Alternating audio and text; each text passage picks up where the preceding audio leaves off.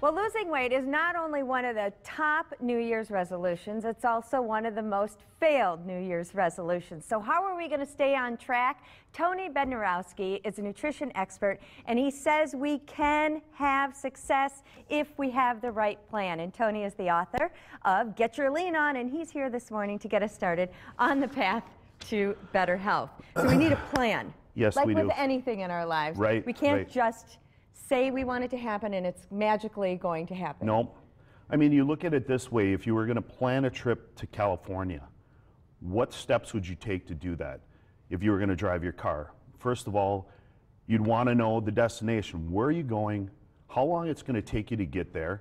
And little mini series of stop points to get you there.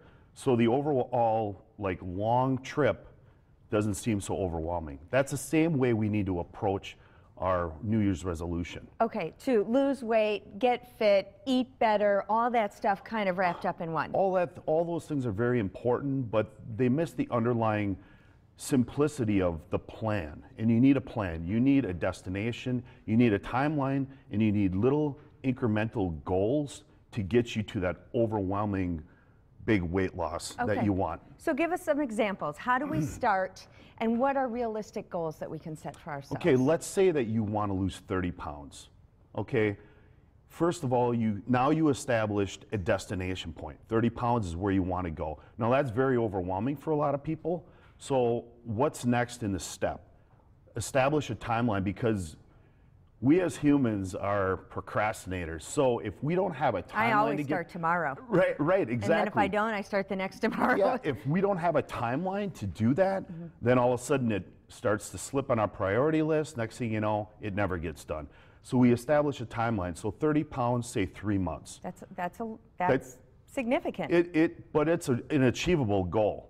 So now what we have to do is we have to take that timeline and we have to increment that out so it's not so overwhelming. So we can take that in a 3-month increment, 30 pounds, that's 10 pounds a month. That's achievable. How many pounds a week? 2.5 pounds. 2.5 pounds a week. That's a lot for some people. What if they can't do 2.5 pounds? Is it realistic then that maybe they say 1 pound or 2 pounds a week? Well, what they do then, what I suggest then is, if you look at the 2.5 pounds a week and you miss a week, so your mini goal is 2.5 pounds and you only hit 1.5, you step it up.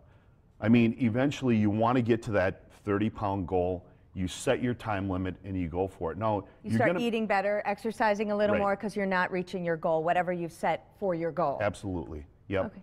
Now, you're a trainer.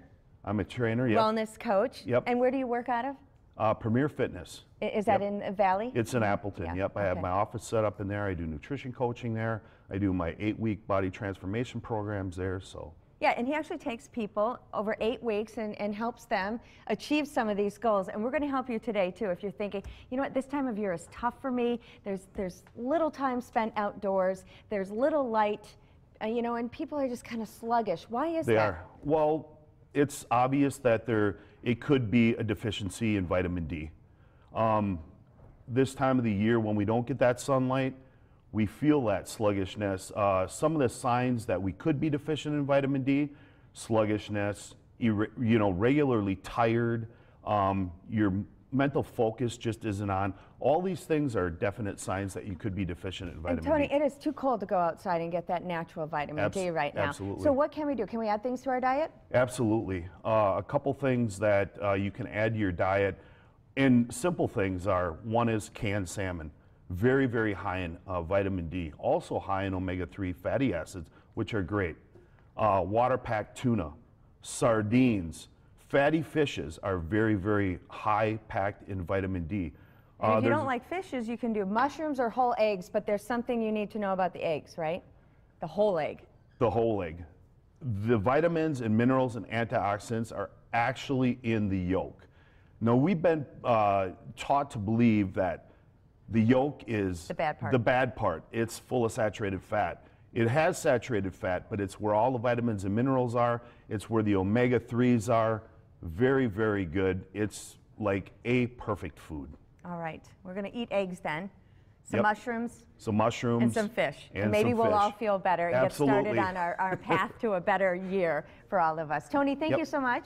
Thank and you. we'll put all that information on our website, fox11online.com. Click on Good Day Wisconsin, and we'll be right back.